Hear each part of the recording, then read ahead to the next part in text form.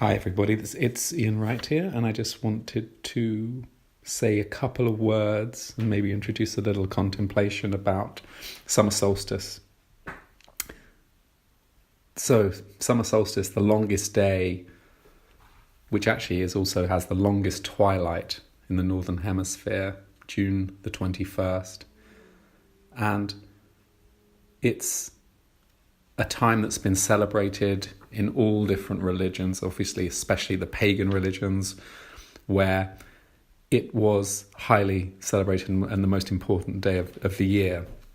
But there's been a lot of different elements within human life that have celebrated this really as a celebration of the sun and all it brings in terms of food, warmth, and actually it feeds us. And this was a time throughout history, mankind's history, where people have celebrated this dynamic. In Latin, it was called solstitium, meaning the sun standing still. Now, this is, for me, an interesting idea. In Taoist terms, this would be known as the peak of yang energy. Yang energy is heaven energy, it's expression, it's the light color. And if you look in a Taoist diagram of the yin and the yang, you have these lovely kind of twirling shapes of white and black that meet as a circle. And within the very center of the white, which is the yang, is the spot of black.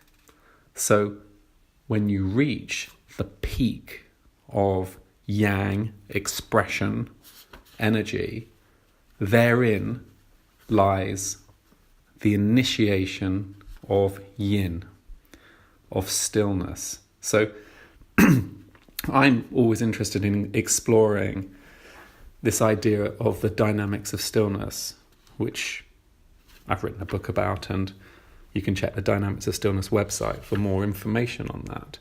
But normally I work with techniques for going to stillness, and within the stillness meeting the potential for expression. Now, if we think about what we're talking about here, we're at the peak of yang energy. We're at the peak of dynamic expression. And within the dynamic expression, there is stillness. So it's the other end of the loop, but it's exactly the same thing. So within dynamic energy, we can go to stillness. And within stillness, we meet the potential for energy.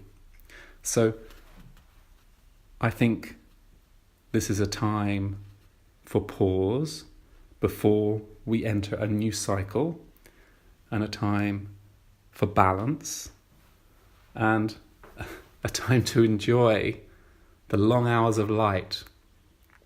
And it's especially so where I am right now in Ireland, where the evenings are beautifully long. Anyway, happy solstice.